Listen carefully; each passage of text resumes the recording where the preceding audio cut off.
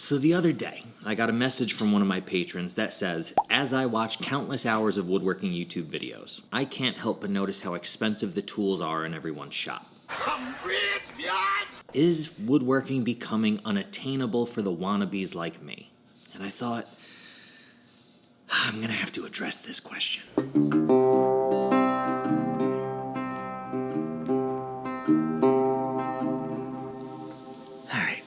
Let's get one thing out of the way right from the jump. The world is an expensive place to live right now. Gas is expensive, food is expensive, homes are unattainable at the moment. It's a difficult and sometimes stressful environment in which to exist.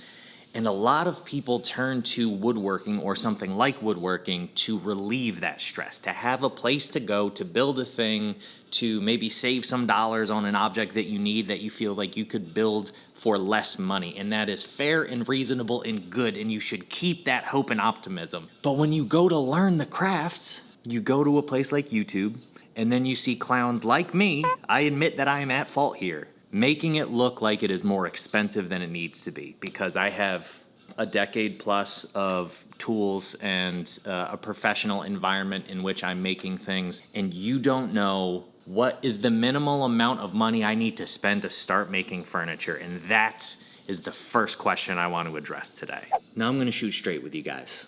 I don't actually know the answer to that question. Not yet, at least, but we are going to set out to answer that question today, as well as two other critical questions that I think often get overlooked, again, by people like me on the internet. Number one, what does a hobbyist shop actually look like? There are limitations in a hobbyist shop. Like, what's the layout look like? Where's my bench going? Where are my tools hanging on the wall? How am I putting machines away? And what scale of machines do I have in there? And number two, what does the type of furniture actually coming out of a hobbyist shop look like? Meaning that, are you severely limited because you have specific equipment, maybe underpowered equipment, maybe contractor grade equipment? Does that limit the actual type of furniture that you can make?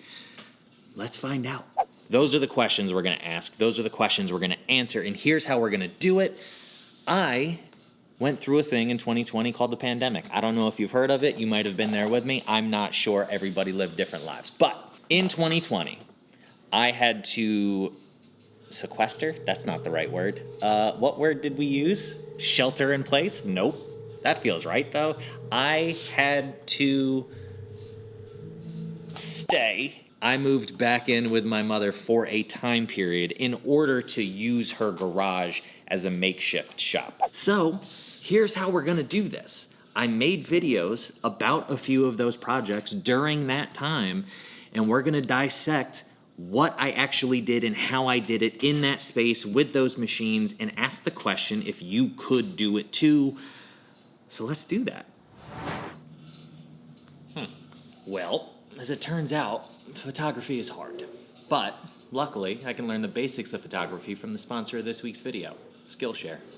Skillshare is the largest online learning community for creatives, with thousands of classes led by industry experts across design, photography, illustration, and more. Skillshare is a fantastic resource to help you take your career, passions, or side hustles to the next level. Look, let's be real here. If we as woodworkers want to sell our work, photography is a critical skill. We work in a visual medium, and if we're going to impress potential clients, then we need to have good photographs of our work. I mean, do you get a haircut from a barber with bad hair? Or should you take advice from a YouTuber who has trouble with words but refers to himself as a good English boy? Like, that's just false advertising. Words are hard, but photography shouldn't be. But how do you learn to find your way around a camera? Or how do you learn to compose a good image? Well, wouldn't you know, Skillshare has an entire learning path dedicated to it. 4 sequential classes that will take you from the fundamentals of DSLR photography through composition, lighting, and more. So if you want to improve your photography skills, master Photoshop, or even take a few woodworking classes, then click the link in the description below. The first 500 people to use my link in the description will receive a 1-month free trial of Skillshare, so go get started today.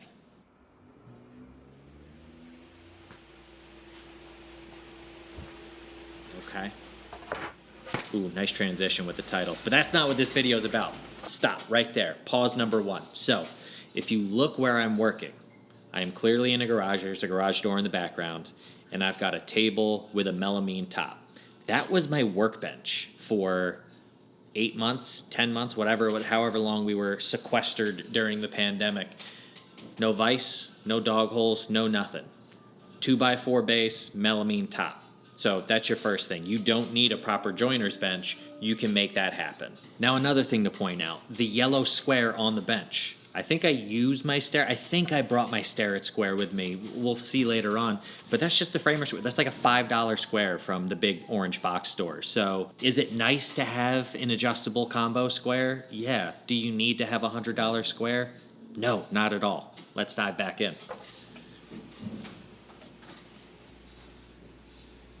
Okay, tape measure. This is a slab that I bought from a local sawyer for, it was pretty cheap. I want to say like 75 bucks, something like that.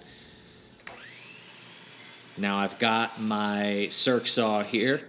You know what? Let's start a running tab. Let's figure out how much does a circular saw cost first. Circular saw, that's a DeWalt.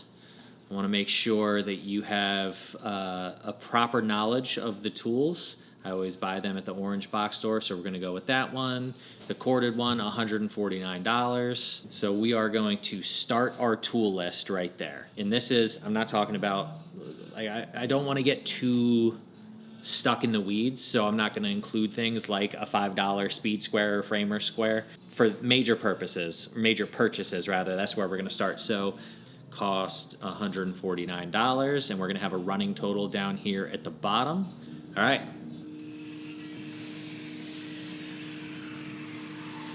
We're just rough cut, no reason. All right, second tool on the list right here, right off the jump. This is our table saw. This is what I used for the entirety of the pandemic. This is what I made several pieces of furniture on. This is a DeWalt contractor saw. I did not have a stand. You'll see that later. I think this is the updated model here. So $299, $299. We're already at $450. Now, is this saw slightly underpowered? Yes, of course it is. But hey, here we are.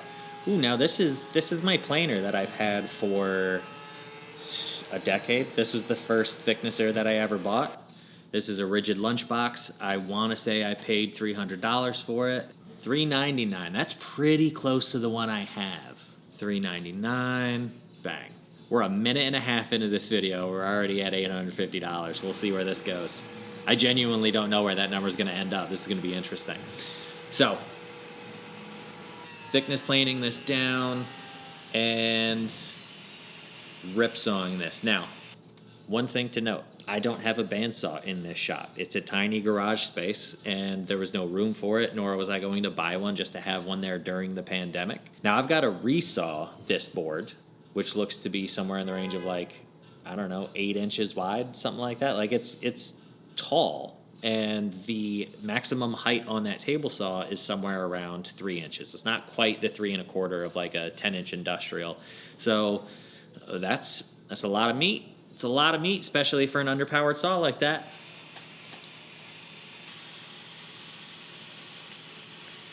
Couple of cuts, couple of small cuts, raise the blade. If I were to bring it all the way up on number one, that's just a dangerous cut. Number two, that tool is not powerful enough to make that cut. Ah, yeah. Oh, you guys gonna like this.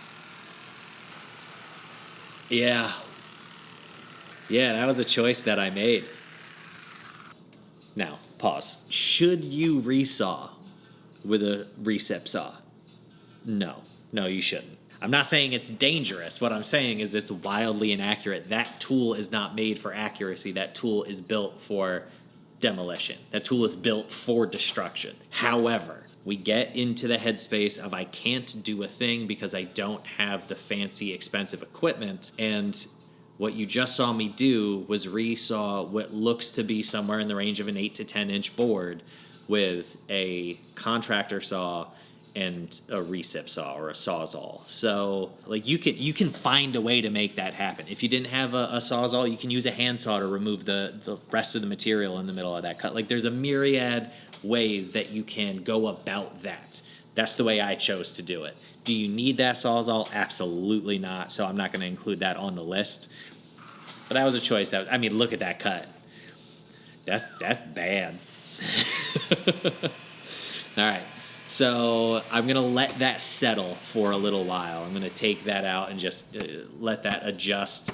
And now I'm resawing some more ports. So there you go. I resawed another component, and I just used a wedge or a chisel to break those fibers apart. I have no idea what I'm making right now. Clearly I'm making the components for the cabinet carcass, but I'm not articulating this in any way, which is just a sign of early YouTube. Okay, here is the moment where I invented the way I make dados for even now, so even 4 years later, with nothing more than a straight edge, and then you'll see me use a spacer in just a second. This is where I invented that method. I'm not saying I'm the first person to do it. I'm saying that this is where I came up with that method because I had to figure out a way to do the thing, and I didn't have any of my larger equipment. So it's just a regular old trim router. I make one pass against the fence, and then I put a spacer in, and I make the other side. Now, that spacer is, if you take the width of my dado, which in this case is a 1/2 inch, and you remove the width of my cutter bit, which is, in this case, I believe it's a 1/4 inch, then you just need to have a spacer that's the size of the remaining material, so a 1/4 inch. So 1/4 inch spacer, 1/4 inch cutter, 2 passes. If I had a 1/2 inch cutter, great, but I didn't have one, and I couldn't get one because it was the pandemic, so here we are. But that allows you to make dados of any size. It's super fast, it's super efficient, it's super easy to do with a nice trim router like that. But that reminds me that we need to put that trim router. So let's see what those run these days. Corded 7 amp, 149, 149. Now listen, do you need a larger router? Maybe eventually, Most of the time I don't use it. Most of the time I still just use my trim router for my joinery. So I'm going to have that be the only router that we have on this list for right now for economical purposes, because you can do 90% of your routing, especially early on, with a trim router, and then later if you feel the scale that you're working at requires you to upgrade to a larger router, totally fine. Go ahead and do that. Now I'm just squaring up these with my chisels. Chisels are going to be a hard one. Chisels are important. You don't need fancy ones, though. Truth be told, I have a pair or a set of Buck Bros chisels at my mom's house still, which is what I use when I go up there, and they work. These are not those. These are the ones I brought for my toolkit. But let's see what a set costs these days. 3-piece set, $24.47. I'm going to throw that on there for $25. Are they the prettiest chisels you're ever going to buy? No. Are they the best chisels you're ever going to buy? Absolutely not. But will they get the job done if you are budget conscious and just need some sharp pointy things to cut wood? Absolutely they will.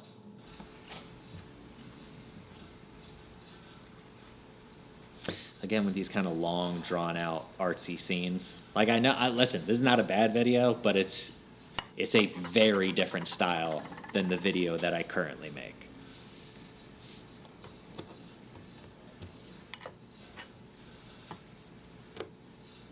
A lot of very pleasant shop sounds, too.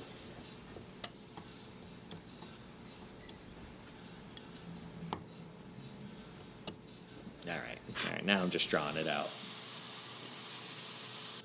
Okay, this crosscut sled is a crosscut sled that I made out of whatever poplar I had lying around in some MDF. That improved the accuracy of that saw tremendously. The miter gauge that comes with it, guys, those are always trash. Don't use those. Make yourself a crosscut sled, and that really helped me to make accurate work in a, we'll say, less than ideal circumstance.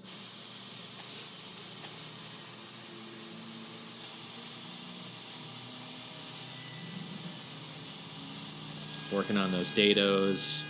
Router technique again, the exact same technique as before. Put a fence on there, make sure that fence is squared up, and then I can come in and hog away the majority of the material. In this case, I'm making the rabbet where the back panel is going to seat. Okay. Back to my melamine work table. You can see how rudimentary that bench is. Now, you'll see me use these a little bit later in the video, but those hand screws in the back there, those became my entire clamping system. That's my vise, that's my hold fast, that's all of those things. So for good measure, I don't know, can we get those at the big box store? Let's find out. No, we're not. Oh, sure. 7-inch capacity. I think mine are 4-inch, so they're a little bit smaller, but those will get the job done too. I'll put 2 of these down on the list. Again, this is maybe in lieu of a joiner's bench, a front vise, a tail vise, etc., etc. So this is not necessary, but it's really convenient if you need some kind of clamping system. We'll just go ahead and call that $50. Now, I've not seen me touch the jointer in the back. I assume that I have, but I'm not going to put it on the list just yet because I haven't actually seen myself use it. Dry fitting, checking for square, yada, yada, yada.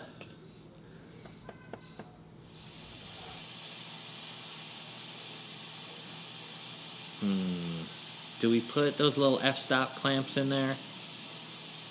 Those F-clamps, I think I got those at the orange store for $25 for a 4-pack. I'm not going to put those on there because I don't want to get into like all of the clamps and all of the things, but I do got to put some clamps on there, right? Like you guys need to clamp things up and glue things together. So let's do this. I'll just say clamps in general, we'll just call it $100.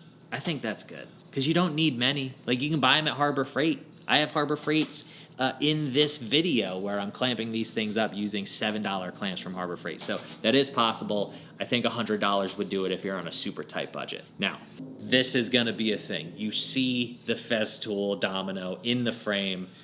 People are going to be upset about this. I know. You don't need a domino. You don't. It's a luxury to have.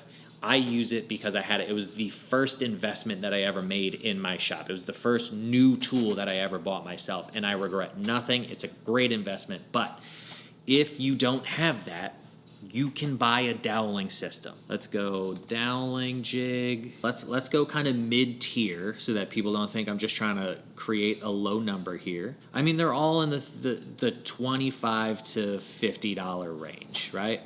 We'll call it $40. How's that? There's a little bit of breathing room in there for whatever jig you want to buy. That being said, you will see me use the domino on this. If you have one, great, use it. It's a brilliant machine. If you don't, you do not need one. So what I'm essentially doing here is reinforcing the dados that are going to house the uprights in the top and bottom. I'm reinforcing those with dominoes so that there has a little bit more structural rigidity to this cabinet so that there's a real tangible connection between uprights and case piece. Basically all done with this already. This is just a lot of steps, a lot of rabbits. I love the pandemic hair situation going on here. I don't know what this scene is. I was very uncomfortable talking on camera back in those days, so I think this is my attempt to articulate some part of the story without actually doing that on camera.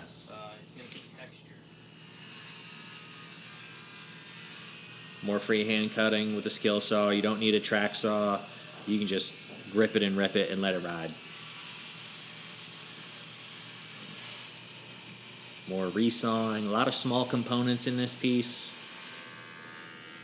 Okay, there it is. Finally using the jointer so we can put it on the list. As far as a integral, necessary piece of equipment in the shop, the joiner is going to be one of the things that I buy first. This is a 6-inch joiner from Grizzly. I remember very specifically at the time when I bought it, it cost me $4.99 because that was a of money for me at that moment. So that one, I don't know what they run now. Let's find out. There's no way it's doubled in price in the last 10, 15 years. Although maybe. That is the world we live in at this point in time. Wow. It really is $930 now. Well, guys, I'm sorry. It is twice as expensive as what I bought it for. You can buy all of this equipment secondhand. Craigslist, Facebook Marketplace, etc. You can find those for, a third of that price. But for good faith measurements, I'm going to put jointer on here for $930. Woof. Ain't nothing cheap anymore, man. Ain't nothing cheap. It's a nice shop-made push stick right there that I just ripped out. That's a very clean book match for the situation that I'm working in. Now you're going to see me get into a little bit of hand tool work here. This is briefly on hand tools. If you don't want to work with hand tools, just disregard everything I'm about to say about what tools you should buy and don't have to buy. If you really want to work with hand tools, if you want to be kind of a hybrid woodworker like myself, obviously, then I would say what you need is a number 5, a jack, maybe a smoother, maybe, and a block plane. That's about it. Those are the only 3 planes that you need. And I would say the smoother is optional if you have a jack plane that you really like using and a block plane. Again, you can buy those used. You can buy old Stanley secondhand. You can spend as little as, say, $100 or less on those 2 tools combined. I'm not going to list those new because that, in my opinion, is a waste of money if you're budget conscious. But I will say, to be fair, let's call it $200, and we'll throw sharpening equipment on there too. You can buy pretty inexpensive Norton stones. 1,000, 8,000 is $119. Man, everything really is expensive these days. 1,000, 4,000 is $99. Okay, great. So between that, guys, for many, many years, I used a tile from Home Depot with a piece of sandpaper on it to flatten these things. I still have it back there. I use it from time to time, so that was literally free, or 99 cents for a sample tile. So 1,000, 4,000 with some sandpaper. We're going to put sharpening equipment on there for $100.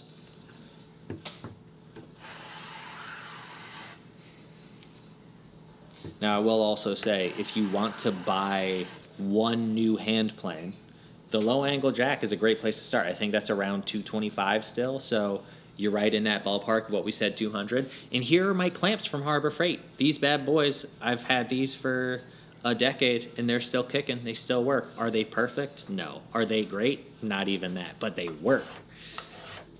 And those, you know, what do they cost me? Maybe $8 a piece, $10 a piece back then. There's the block plane that I mentioned before, so that's within our hand plane budget. Random orbit sander, that's fair. DeWalt 3 amp, $84. $84. Right back in. You like my towel as my sanding mat? Because I didn't have any kind of soft surface to sand on these things. And on that melamine, those pieces do like to slide. So, but again, it's just figuring out ways to make it work. Sanding block, that's just a bit of shop-made sanding block right there. That is a piece of pine that I had lying around with some cork that I had lying around. I've made those out of felt. I've just made them out of basswood. So any number of options there. If you look on the right-hand side of that wall, you can see those Buck Bros chisels I was talking about.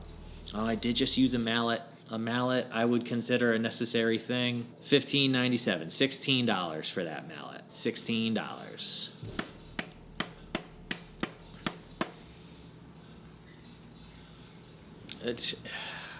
Listen, could I get real nitpicky and include a flux brush on there, like consumables like glue, et cetera, et cetera? Yes. Then we're really going to be splitting hairs here, so I'm not going to worry about that. These trigger clamps on the bottom here, these are trigger clamps I've been using forever. You can buy those super cheap. Those F-clamps I have on top I bought off of Craigslist, off of eBay. You can get a handful of used clamps for $100 somewhere.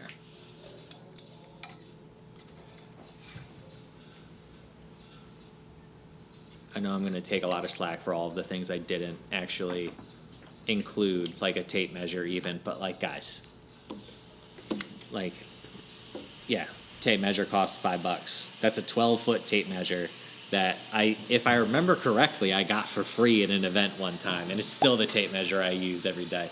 I like a 12-footer. I don't like a 25-footer. It's too big. There's no reason for me to use that in furniture.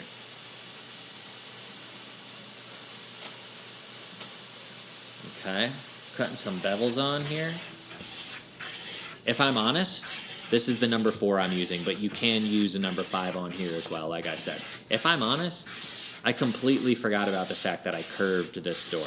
I don't know why I did it, because I end up carving it. But for some reason, I decided to put a slight convexity on this door. And you know what? It works, I guess.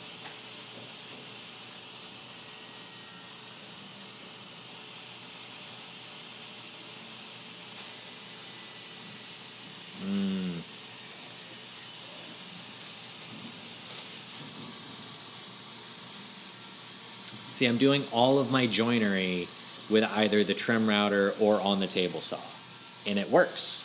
Is it a couple extra steps? I don't have a dado stack, anything like that. Yeah, it's a couple extra steps, but hey, here we are. By the way, you like my nice clamping system on that leg? Like, in lieu of a front vise, I literally just clamped it to the leg. And I intentionally, when I built that table during the pandemic, I intentionally made the top of the table ever so slightly set back from the front leg so that I could do that. So something to bear in mind. Also, let's go back to the idea of layout here. So going back here, I told you this is a garage. This is also a functioning mudroom and laundry room. Huckleberry's in the back. Huckleberry just died recently. He was the sweetest boy. But that's neither here nor there. I just had to have a moment to acknowledge. The laundry room functions in the back. Like, there's just stuff places, and you don't even see where any of my equipment is in this shot because everything is against the wall that is on the right-hand side of the screen, and everything tucks away. Like, you've seen the jointer back there. You've seen the table saw back there. I built a folding table so that I could actually swing the table out with a kickstand, which is where the table saw lived, and then I could put the planer underneath that. And when I needed a larger space, I could move those out of the shop into the driveway, kick that stand down, and have a bigger space to work. There's a constant jostling of things and moving of things in order to make sure that you can get the work done. But that's just the nature of a small space.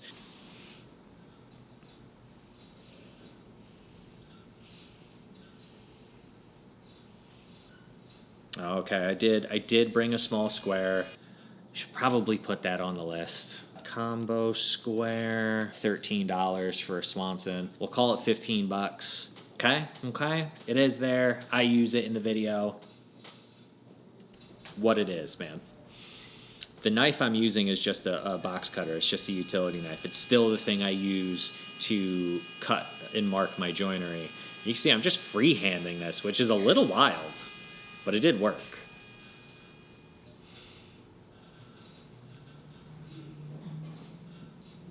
Nice tight fit. You know, what else do you want? Okay.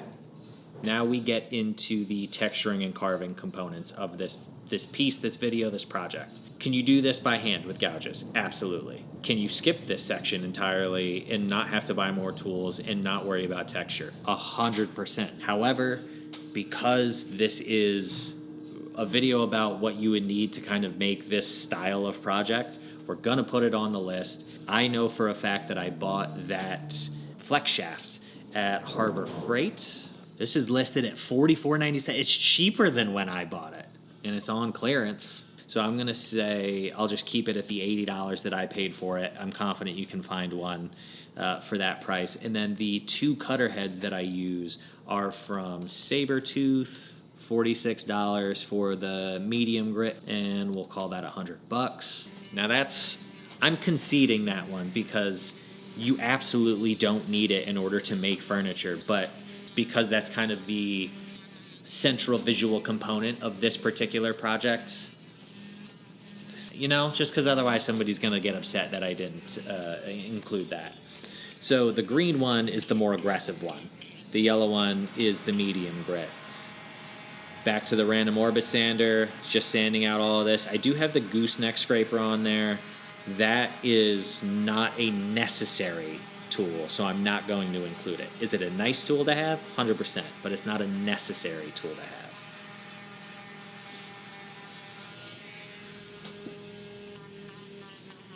Back to more carving. So now I'm carving the door. At first I was carving the back panels, and you saw how I placed those at approximately the distances they would be when the stiles were in between them, so I could lay those lines out properly. And now I took that same design and I transferred it to the door and am doing a bunch of carving. It's just carving and sanding and sanding and carving and refining lines and pushing lines and all of those different things. Yeah, I got a Lee Nielsen brush. Come at me, bro. I'm a good fancy boy sometimes. You don't need one. Now I'm using a number 5 again. But I mean, again, look at my clamping system. Look, this is my plane stop for planing this piece down. It is a piece of 1/4 inch or 3/8 walnut. That's an offcut from this project with 2 clamps on either side of it so that I could plane between them. Is it ideal? No. Does it work? Yeah. And it's free.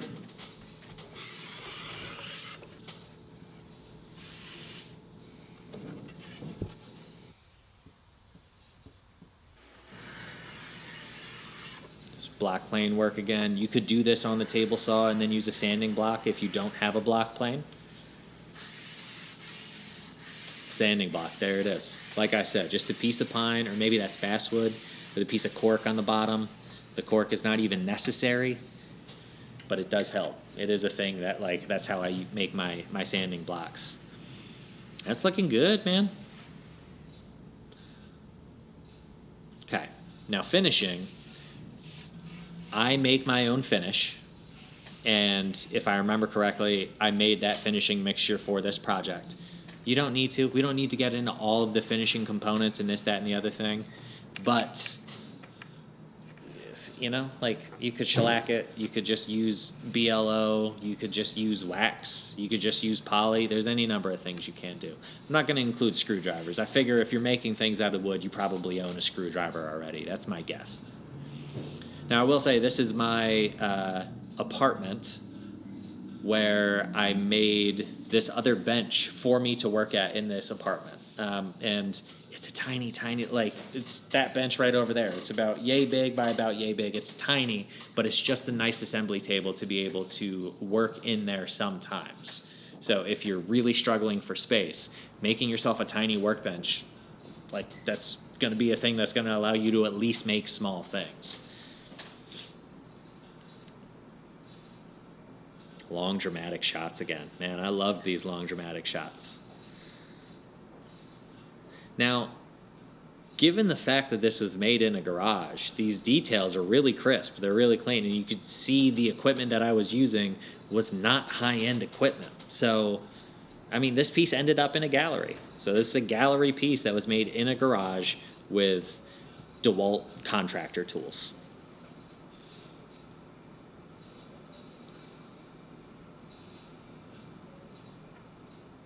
And I did love that apartment. That was a great apartment.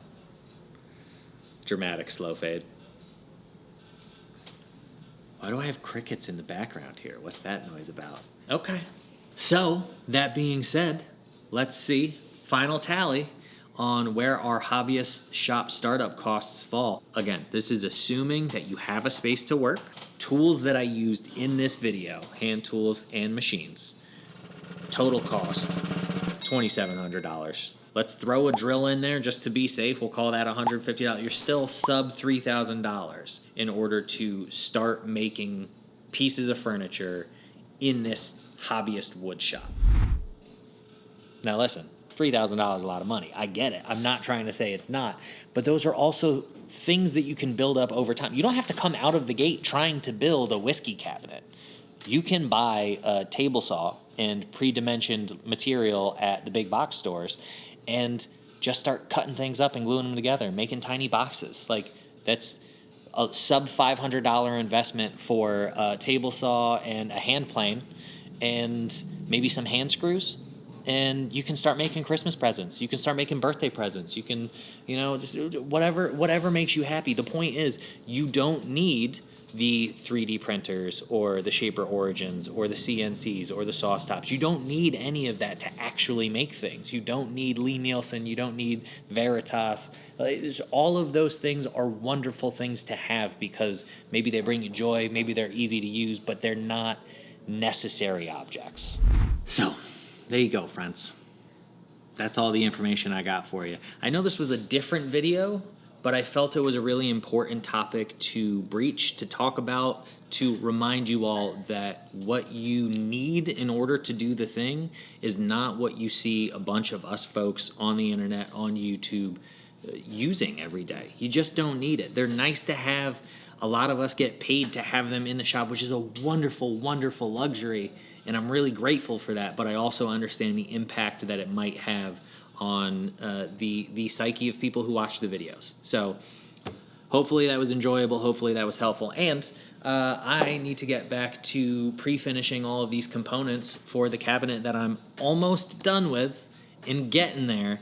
So I'm going to get to do that. Make sure you go check out the Woodworking's Bullshit podcast. Go buy some merch if you want to support the channel that way. You can also check out the Patreon as always. And I will catch y'all in the next video. Cheers.